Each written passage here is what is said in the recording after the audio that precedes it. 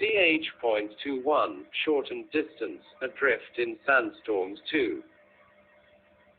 Lian didn't know whether to laugh or cry and was about to command Ruoye to grab onto something else when the weight on his arm suddenly became lighter. Lian's heart sank. This wasn't the feeling of Ruoye being released, but something much worse. Sure enough, the red silhouette suddenly grew closer and was soon within reach. San Lang had been dragged into the windstorm too.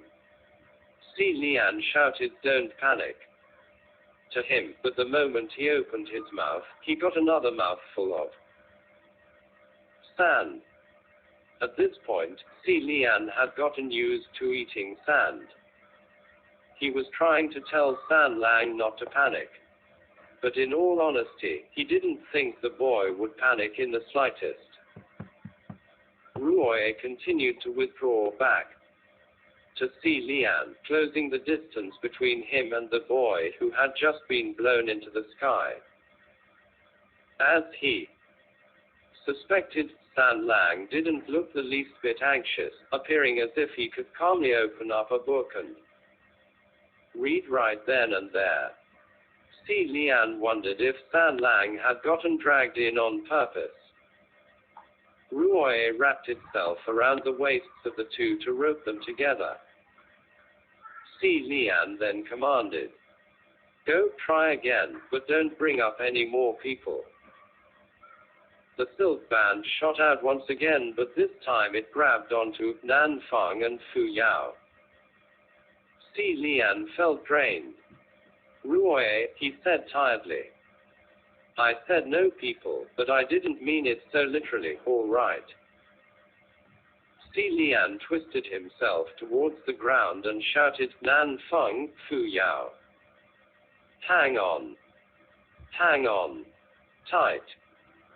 Down below, of course, Nan Feng and Fu Yao did their utmost to try and anchor themselves. But the winds were simply too strong, and soon, without any surprise, another two silhouettes joined them in the twister. Now all four of them, tied together by Ruoye, were swirling about in the twister, getting pulled higher and higher off the ground, winds and sand meshing and blowing about. "How did you both get blown up here too?" Lian shouted, enduring all the sand going into his mouth. "Ask your dumb Ruoye." Fu Yao yelled back, also getting mouthfuls of sand as he spat these words. Lian seized his dumb Ruoye with both hands, and said woefully, "My dear Ruoye, all four of us are counting on you now. Please, don't grab the wrong thing again. Now go." Lian miserably released Ruoye once more. "Stop relying on that toy. Think of something else," Nan Feng roared. But just then, Lian felt a tug from the other end of the silk band, and lit up. "Wait. Give it one more chance. It's caught something. It better not be a random passerby. Let the poor person go." Fu Yao roared too. Lian was also afraid of the same thing. He tugged back at Ruoye, but it remained taut and firm, and Lian let out a breath of relief. "It's not. It's something solid, quite stable." Then he commanded Ruoye, "Pull." Against the crazed twister, Ruoye rapidly shortened, and lugged the four out of and then away from the windstorm. Gradually, Lian could make out the contours of something large, black, and half round. Down below, the size of a small temple. When they finally touched ground, Lian saw that this round structure was actually a giant boulder. In the midst of the windstorm, this boulder was like a fortress, the perfect shelter. While on the road earlier, however, none of them had seen a rock like this. Who knew how far the twister had taken them? When they landed, they immediately circled around to the back of the boulder to hide from the wind. The moment they went around, understanding dawned on Si Lian. He cheered, thanked the heaven officials' blessings. Turns out behind the back of this boulder, there was a hole. The hole was as wide as 2 doors combined, but the length of half a person. Although a bit short, it was still possible to enter if one bent down. The hole's opening was jagged and slant, but appeared to be more haphazardly man-made rather than naturally formed. When Si Lian entered, he discovered that the inside was actually hollowed out and quite deep. It was dark further inside, so he didn't bother trying to look around and settled down where there was light. He patted the sand off of Ruoye and wrapped it back on his arm. Nan Feng and Fu Yao were both spitting out sand, covered in it from head to toe, from their eyes to their ears to their mouths and noses, and all over their clothes. They peeled off their outer robes and shook them out, dumping small mounds of sand onto the ground in the process. Out of the 4 of them, only San Lang looked unruffled. He lazily dusted himself off and was proper again. Other than his lopsided ponytail, his carefree form remained unaffected. That ponytail had been tied by Si Lian and was askew to begin with, so a little wind made no noticeable difference anyway. Nan Feng wiped his face and started cursing while Si Lian dumped sand from his bamboo hat. Sigh, I didn't think you two would get pulled in as well. Why didn't you use the 1,000-pound weight spell? We did. It was useless. Nan Feng spat angrily. From the side, Fu Yao was still shaking sand out of his outer robe and said nastily, "Where do you think we are? This is a desert in the northwest, not the main domain of my general." Nan Feng continued, "The north is the territory of the 2 generals Pei, and the west belongs to Quan Yizhen. You won't find a Nanyang temple within a 100-mile radius of this place.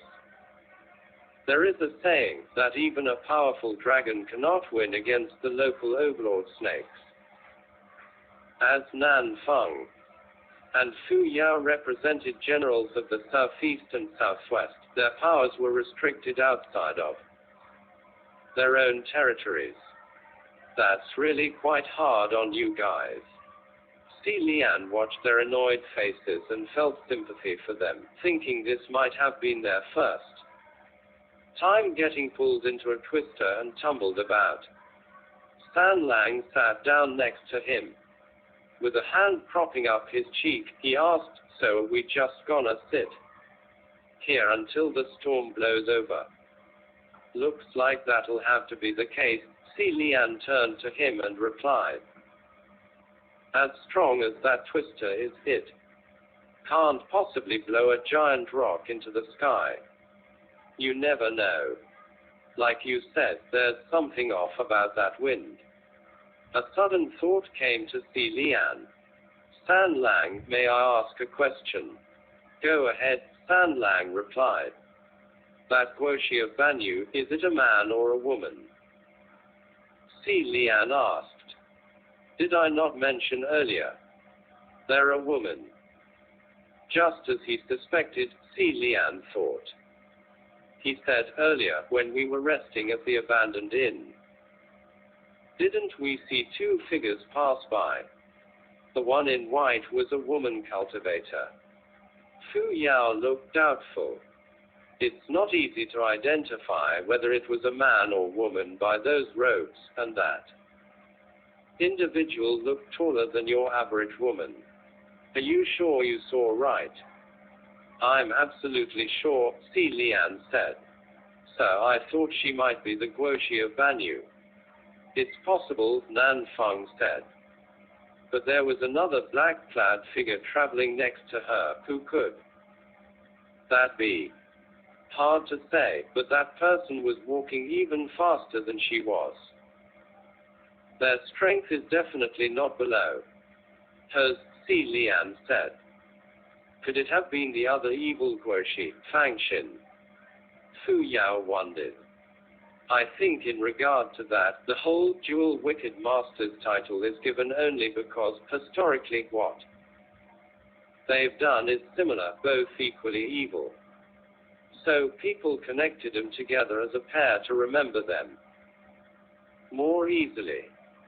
Like the whole 4 famous tales, or the 4 great calamities, even if there aren't 4. They are made 4 because it's simpler. Hearing this, San Lang burst out laughing. Si Lian stared at him. It's nothing, San Lang said. I just thought what you said made sense. One of the 4 in the 4 great calamities is certainly only there for the head count. Please continue. Si Lian continued, in reality, the dual Wicked Masters don't have any relation to each other. I've heard of Master Fangxin. He was the Guoshi of Yong'an, born at least 100 years earlier than Master Banyu. You don't know of the 4 great calamities in the ghost realm, but you know about Master Fangxin of Yong'an in the mortal realm. Fu Yao asked in disbelief. I overhear these things while collecting junk in the mortal realm. It's not like I collect junk in the ghost realm, sir. Of course I don't learn anything about them, Si Lian explained. The wind outside the hole seemed to be dying down. Nan Feng walked closer to the opening of their shelter, patting the rocky surface here and there, inspecting it. Why would there be a hollow rock like this in the middle of a desert? He thought the boulder to be rather suspicious, but Si Lian didn't think this to be so. They're not rare. Back then, the people of Banyu would build shelters like this to hide from sandstorms, or even for passing nights while out grazing their livestock. Some holes weren't dug, but rather were blown out, Si Lian said. How could they graze in a desert? Nan Feng asked, confused. Si Lian smiled. It wasn't all desert here 200 years ago.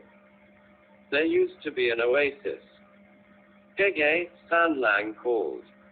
What is it? Si Lian turned his head to reply. San Lang raised his hand and pointed. The rock you're sitting on seems to have writing on it. What? Si Lian looked down, then stood up and found that where he had previously sat was actually a stone slate. After wiping off the layer of dust, there were indeed letters on its surface. The characters were carved lightly in a vertical manner, with the slate half buried in the sand. The words were faint and shrouded in the darkness. If there were writings here, then they must be inspected. I don't have much power left. Can anyone lend me a palm light? Thanks. Si Lian asked. Nan Feng snapped his fingers and a small burst of flame ignited in his palm. Si Lian stole a glance at San Lang, but he didn't appear surprised. Si Lian supposed that after seeing the distance shortening array, there wasn't much more to be surprised about. Nan Feng moved his palm to where Si Lian directed him, to brighten the writing on the stone slate. The characters were odd, as if drawn by a toddler, slanting and wild. What the hell is this? Nan Feng wondered. Banyu script, San Lang replied. I'm sure he meant the meaning of those words, Si Lian said. Let me see. Si Lian cleaned off more dust and sand from the stone slate, and revealed the first column of writing, with the largest characters. They must make the heading. The same characters also appeared repeatedly in various sections of the text's body. Fu Yao approached and also produced a palm torch. You know how to read Banyu script. Truth be told, I collected junk in Banyu before that whatever wicked master of Banyu came about. Si Lian replied. Is there something wrong? Nothing, Fu Yao humphed. Just wondering where you haven't collected junk. Si Lian flashed a smile, then looked down again at the characters. He suddenly said, General. What? Nan Feng and Fu Yao answered at the same time. Si Lian looked up. The first word on this stone slate is General. He paused for a moment. But there's another character after that I'm unsure the meaning of. Nan Feng seemed to have sighed in relief. You just keep looking and think. Si Lian nodded, and Nan Feng shifted his palm over further to light up the other words. Something didn't feel right, Si Lian thought. There seemed to be something more at the peripheral of his vision. With both hands pressed on the rock, Si Lian raised his head. Above the stone slate, the flickering flames illuminated a stiff human face. This face, with its bulged eyes, was looking down straight at him.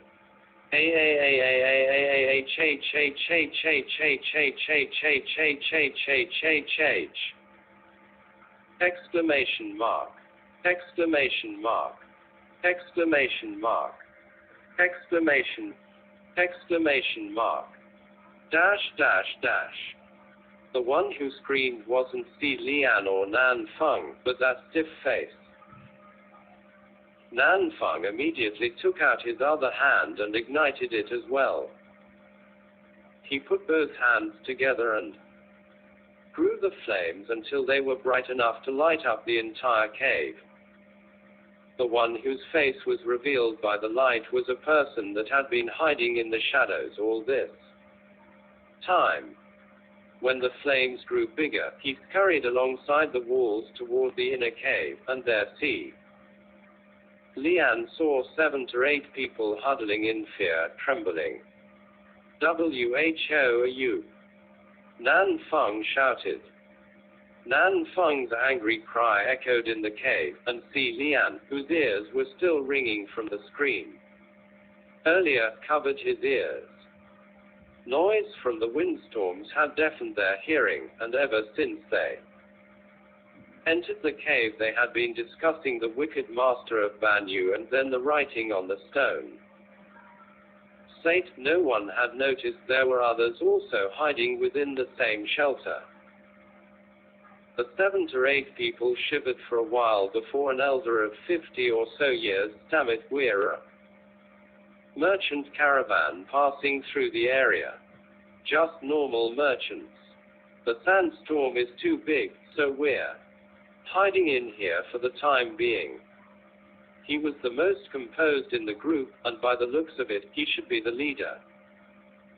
Nan Feng asked, "If you're normal merchants, then why are you sneaking around and hiding?"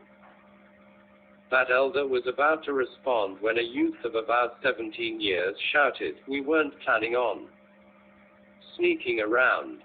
But you guys suddenly rushed in. Who knows whether you're good or evil? Then we keep hearing you talk about the wicked master of Banyu, some ghost realm, and igniting fire in your palms. We thought you guys were the Banyu soldiers out patrolling and hunting for flesh. No way we make a sound. Stop talking, Tian Sheng." The old man hushed the boy, afraid that he might offend the other party. The youth had thick brows and large eyes, the face of a tiger. But he shut up immediately the moment an elder spoke. Si Lian put down his hands, his ears no longer ringing, and smiled brightly to relax the atmosphere. "It's all a misunderstanding. Let's all relax and not panic. He paused before continuing to explain. We're not Banyu soldiers. This servant is only a cultivator from a small shrine. These are people from my shrine. We only know small tricks, nothing fancy. You're normal merchants, and we're normal cultivators without malicious intent. It just so happens that we all entered the same shelter to hide away from the same sandstorm. Si Lian's voice was soft and gentle, each word spoken slowly to calm everyone's nerves. After much explanation and reassurance, the merchant party finally relaxed. Suddenly, San Lang laughed. I think they're being way too humble. Those merchants aren't as simple as they say they are. No one understood what he meant and looked at him in confusion. Don't at least half the travelers go missing when trekking through the Banyu Pass? To cross this land, when knowing this rumor, surely you're all extraordinarily brave. Nothing normal about you. That's not all true, young man, the elder responded. Some caravans have passed through without harm before. Oh, San Lang hummed. As long as you find the right guide, and go around the Banyu territory, then all is well. So, this time we sought out and found a local to lead us, the elder said. Yeah, that youth Tian Sheng spoke up. It all depends on the guide. We owe everything to a Zhao Ji. If not for him, we wouldn't have been able to avoid all those quicksand pits. When the sandstorm started, he knew exactly where to bring us to hide, otherwise we would be buried alive in sand by now. Si Lian took a glance. This Zhao who guided them looked rather young, seemingly in his 20s, with a clean, respectable face. When he was praised by the other two, he didn't make a show of it, only turning away glumly. It's nothing. Just doing my duty. Hopefully when the wind dies down, none of the camels or shipments will have been damaged. They'll be fine for sure. The merchants were all very optimistic, but Si Lian had a feeling things weren't as simple as they all thought. If all trouble could be avoided by simply not crossing into Banyu territory, then did all the former travelers who lost their lives die because they didn't believe in the rumors? Si Lian gave it some thought, and said to Nan Feng and Fu Yao in a quiet voice, this is too sudden. Once this storm passes, we'll need to make sure these people pass safely before going to the Banyu ruins. Then, Si Lian looked back down to continue deciphering the Banyu writing on the stone slate. He recognized the word general earlier, but that was because it was a word often used. It had been 200 years since he last visited the kingdom of Banyu. Even if he was fluent then, it had all been forgotten since. To suddenly pick up the burden of translation really required time and patience. Just then, San Lang said, tomb of the general. Si Lian remembered now. The last character was the word for tomb, grave, burial, and other similar terms. He turned to look at him, amazed. San Lang, do you know Banyu script too? San Lang smiled. Not much. I only know a few words because they're interesting. Si Lian was already used to him saying that. The word tomb was not one often used, if San Lang really only knew not much, how would he happen to know exactly just what this one character meant? His not much had come to mean ask away, and Si Lian seized the chance. Excellent. Maybe the characters you recognize happen to be the ones I don't know. Come closer and let's examine this together. Si Lian waved his hand lightly to beckon, so San Lang went over. Nan Feng and Fu Yao stood next to them, lighting the tomb for them to read with their palm torches. Si Lian lightly touched the words with his fingers, reviewing the writing in low voices, with San Lang softly reading the words. The more they read, the more amazed they looked, before gradually becoming more glum. The merchant boy Tian Sheng was young after all, and youths were prone to curiosity. After the slight altercation earlier, it was as if they had become familiar, so he called out, "Gege, what does it say on the rock?" Si Lian snapped out of it and replied, "This stone slate is a memorial. It tells the story of the life of a general." "A Banyu general?" Tian Sheng asked. "No, a Midlands general," San Lang answered. "A Midlands general?" Nan Feng was puzzled. Why would the people of Banyu build a memorial for a Midlander? I thought the two kingdoms were constantly at war with each other. "This general is special," San Lang replied. Although the memorial calls him a general, he was actually no more than a captain. But was he promoted to general later? No. At the beginning, he led troops of hundreds, before dwindling to a troop of 70, then to 50. In other words, continued demotion.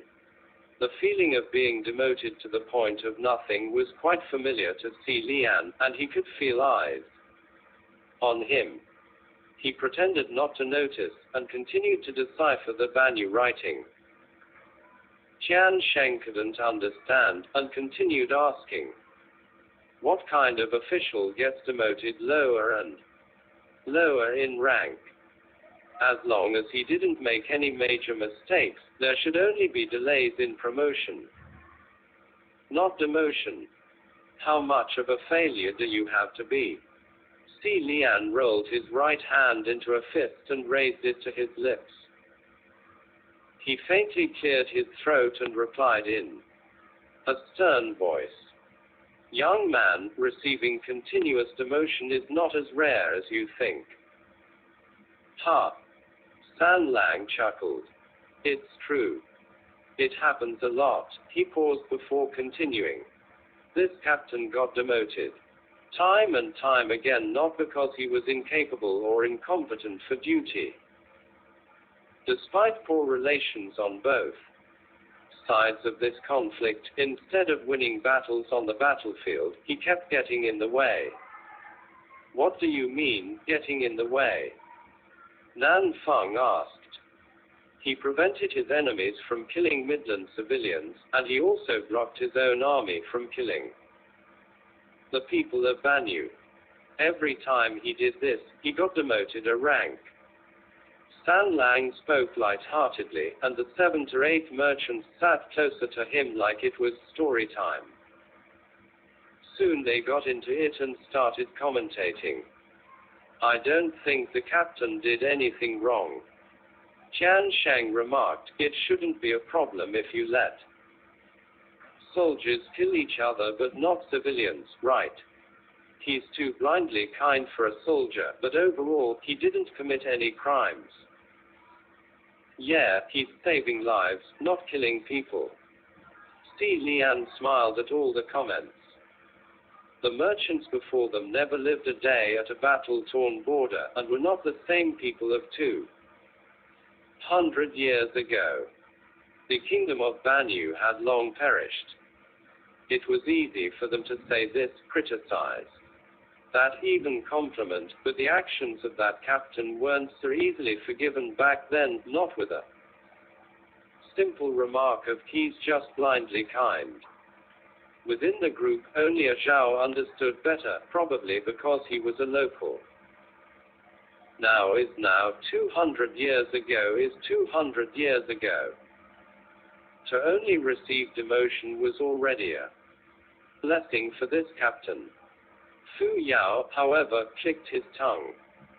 Laughable. Si Lian could pretty much guess what he was about to say, and rubbed his forehead. As he expected, Fu Yao looked rather troubled under the light of the flickering flames. One must do the duty as demanded by their position. If he became a soldier, then he must always remember to defend his country and kill enemies on the front lines. Casualties are inevitable in war. Such soft-heartedness has no place in war, and will only drag down his fellow soldiers. His enemies will also think him foolish. No one will thank him in the end. Fu Yao's words had irrefutable logic, and silence soon filled the cave. He continued dryly, people like that only have one end, death. They will either die in battle or at the hands of their own people. After being struck speechless for a moment, Si Lian broke the silence. Yeah, you're quite right. He did die. Jian Sheng was shocked. Ah, how did he die? Was he really killed by his own people? Si Lian chewed on his words, but still replied in the end. Not really. Here it says that there was once a battle when both sides clashed, and as they fought, this man's bootlaces came loose and he stepped on them, tripped then. Everyone in the cave had thought the death would have been tragic but heroic, so they were all taken aback at first, thinking, what kind of death was that? Then laughter exploded. Ha ha ha ha ha ha ha ha ha ha. Is that so funny? Stan Lang arched his brows. Si Lian also piped up. Ahem. Yeah, it's rather tragic. Let's be more sympathetic and not laugh, yeah. We're in his tomb after all, let's give him some face. I don't mean anything malicious by laughing, Jian Sheng immediately claimed. But his death is just. So, ha. There was nothing Si Lian could do.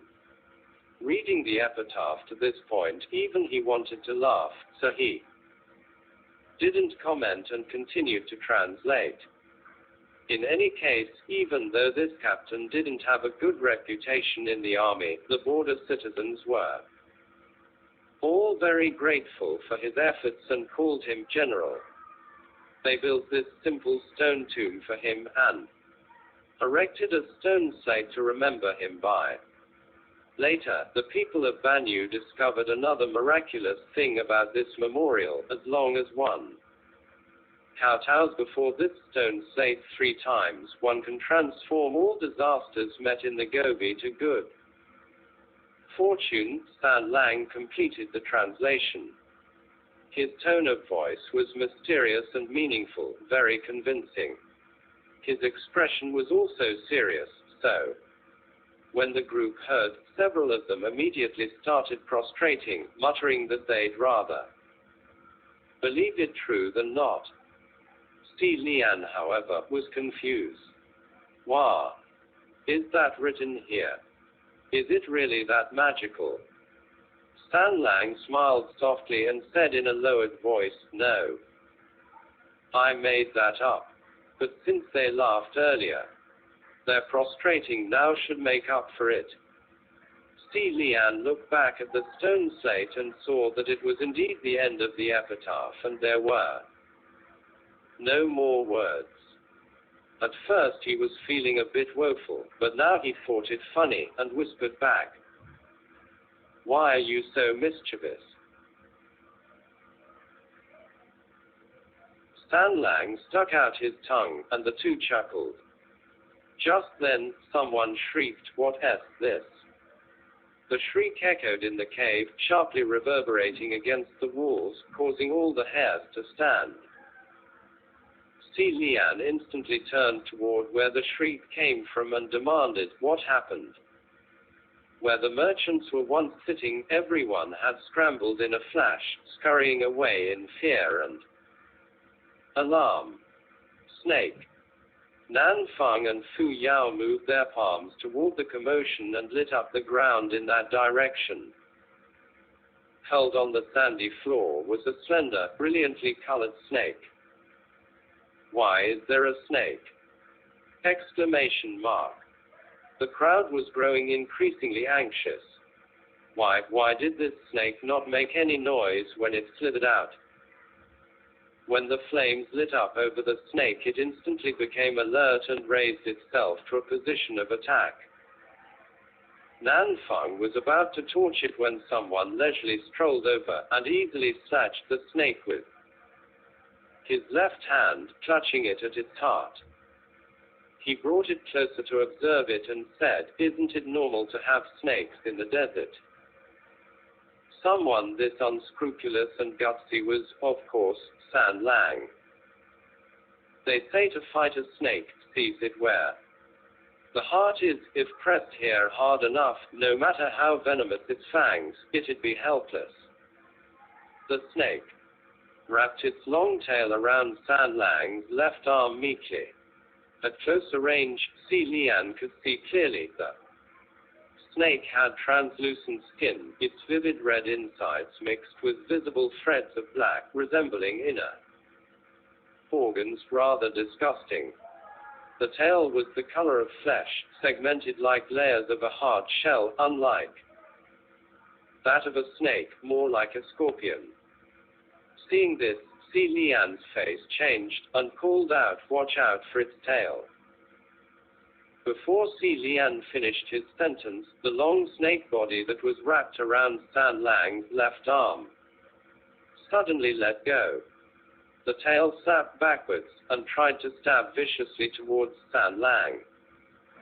Venomous as the tail was, San Lang's right hand was faster, and easily caught the tail. Now holding both head and tail, San Lang showed off the snake to Si Lian like it was an interesting toy, laughing. "This tail is pretty cool." On the end of the tail grew a long fresh red needle. Si Lian sighed in relief. "I'm glad you weren't pricked. Looks like this is a scorpion snake." Nan Feng and Fu Yao had come near to observe the snake too. "Scorpion snake." "That's right," Si Lian said. "It's a rare poisonous vermin found only in Banyu, scarce in numbers. I've never seen them before, but I've heard of them. Body of a snake, tail of a scorpion, its venom is the strength of both combined, and if bitten or pricked." Si Lian trailed off, watching San Lang twisting the snake, pulling and squeezing it as if it was a towel. Stopping short of tying it into a bow, Si Lian was speechless for a moment. "San Lang, stop playing with the poor thing, it's dangerous." San Lang laughed. "Don't worry, Gege, it's nothing. The scorpion snake is the symbol of the Banyu. Guoshi, gotta take this rare chance to examine it." "The symbol of the Banyu Guoshi?" Si Lian asked in awe. "That's right," San Lang said. "Apparently, it was because the Guoshi could control these scorpion snakes that the people of Banyu believed in her powers and worshipped her." Hearing the word control brought alarm to Si Lian.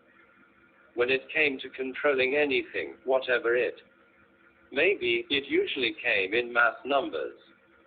"Everyone, leave this cave. There may be more than one scorpion snake." "Ah!" Exclamation mark.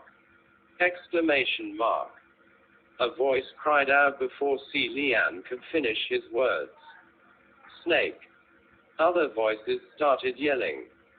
"So many snakes." Exclamation mark. Exclamation mark. "Over here too." From within the shadows, 7 or 8 scorpion snakes soundlessly slithered into the cave. They came so swiftly and quietly from unknown crevices, but they didn't attack, only watching, judging. Soundless in both movement and attack, not even hissing from their tongues. Nan Feng and Fu Yao released 2 fireballs and shot him towards the snakes, exploding flames inside the cave. "Get out!" Si Lian yelled. No one needed to be told twice, and all ran outside. Luckily, it was still light out and the twister had long passed, the wind having died down. The group of them escaped out into open ground and kept running. As they ran, someone spoke up, "That stone memorial is too scary. How come after we counted 3 times we still ran into stuff like that?" Si Lian was thankful that they didn't know those last words were fabricated by San Lang. But then he heard someone else say, "Yeah, it's pretty much the same effect as worshipping that scrap immortal. The more you pray, the more unlucky you become. In a place where barely any sticks could hit him, he would still get shot by an arrow." Si Lian was speechless. Suddenly, Tian Sheng yelped in alarm, "Uncle Zheng!" That elder he had been assisting had collapsed. Si Lian darted over. What happened? Pain filled the face of old man Zheng, and he raised a shaky hand. Si Lian grabbed hold of his hand and frowned, his heart sinking. There was a growing angry swelling that was spreading rapidly down his palm. And within the red and purple bruising, there were 2 small punctures barely visible. A wound this tiny would not have otherwise been noticed until it was too late. "Everyone, check and see if you have any wounds on your bodies." Si Lian called out immediately. "If you do, use a rope to tie him off." Si Lian turned the hand over to examine it further, and saw that the red and purple swelling was climbing up the veins of the arm.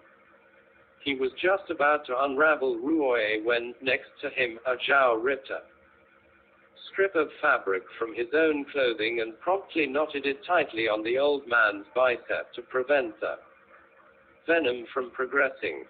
Si Lian was amazed by his speed. He looked up, and Nan Feng wordlessly took out a medicine bottle and popped out a pill for the old man to swallow. "Uncle, are you okay?" Tian Sheng cried.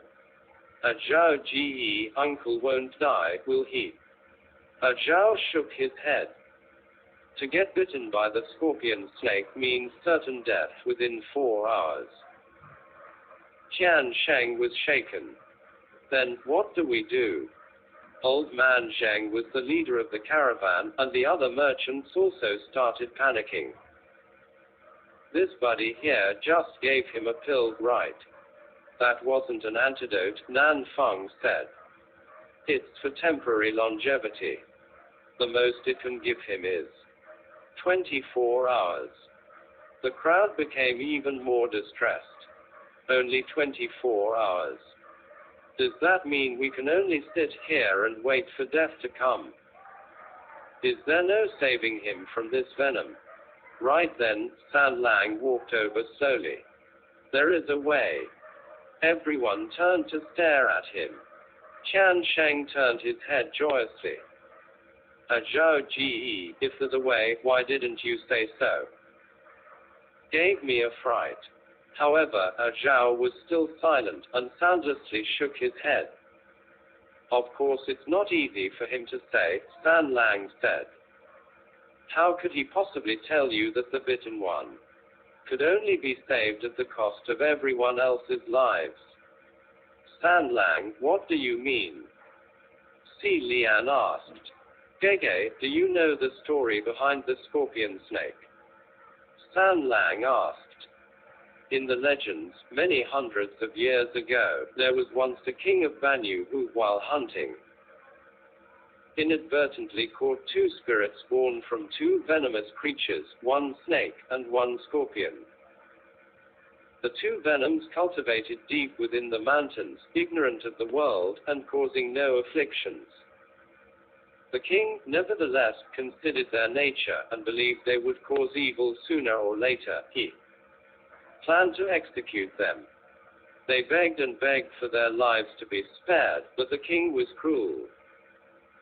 He forced the two creatures to mate at one of his many festivities before a drunken audience, and after the festivities, they were still executed. Only the queen was sympathetic, and pitied the two creatures. In order not to go against the will of the king, she could only cover their corpses with a fern leaf. The snake and scorpion became vengeful spirits, and cursed the descendants born from their mating to forever remain in the kingdom of Banyu to destroy its people. Since that time, the scorpion snakes are found only within Banyu territory. Should anyone be bitten or pricked, the venom would spread like wildfire, and they would die a miserable death. However, thanks to that one act of kindness from the queen, the fern leaves used to cover its corpse became the antidote for their venom. That plant is called Shanyu 27, and only grows within the borders of Banyu. Sanlang finished. Is the legend true? Can it be believed? The merchants asked anxiously. Little buddy, this concerns life and death, don't joke around with us. Sanlang smiled but said nothing, refusing to speak more after telling Si Lian the tale. Qian Sheng turned toward a Zhao. A Zhao Ji is what that red-clad Gege said true? After humming for a moment, a Zhao replied. Whether the legend is true, I do not know. But the Shanyu planters grow within the walls of Banyu, and it is indeed the antidote for the scorpion snake venom. Meaning the only way to live after getting bitten is to venture into the kingdom of Banyu. Si Lian said. No wonder so many caravans would pass through Banyu territory despite knowing the deadly rumors. It wasn't that they were defiant and stubbornly went to seek their own deaths, but rather that if they didn't go, they would certainly die. The scorpion snake was the symbol of the wicked master of Banyu, and they were also controlled by her. The appearance of these snakes was no mere coincidence. With only a few heavenly officials like them here, there was no way they could ensure the absolute safety of the entire merchant group, and there was no knowing how many more snakes may show. Si Lian raised two fingers and pressed them against his temple, trying to connect with the heavenly communication array to see if he could borrow more junior officials with his thick skin, and have more help in protecting the people. No dice. The connection wouldn't respond. Si Lian lowered his hand and wondered, I didn't use up all of my powers, did I? I calculated this morning, and there was still a small bit left. He turned to Nan Feng and Fu Yao. Can either of you try and enter the communication array? I'm blocked. After a moment, the other two also looked grim. I can't get in either, Nan Feng said. It couldn't have been the sandstorm that disrupted their connection. There had been cases where the connection would become frazzled in areas of highly evil auras, potent enough to diminish the powers of various heavenly officials. It seemed as though that was what was happening now. Si Lian paced in a circle and wondered out loud, it might be because we're too close to the kingdom of Banyu, so the communication array was blocked. Just then, in the corner of his eye, there was a flash of red Nan Feng and Fu Yao were busy trying to reconnect with the communication array, and everyone else was occupied checking for wounds on their body. The boy Tian Sheng was anxiously holding tightly onto old Man Zheng, and didn't notice a wine-red scorpion snake soundlessly climbing up his spine, curling near the neck, and opening its mouth. However, the fangs were not aiming at Tian Sheng's neck, but at San Lang's arm right next to it. The snake leaned back, then pounced. In the speed of a second, before the snake had the chance to sink its fangs into San Lang, Si Lian's hand shot out and snatched the snake right at the heart with blinding precision. Given his strength, Si Lian could crush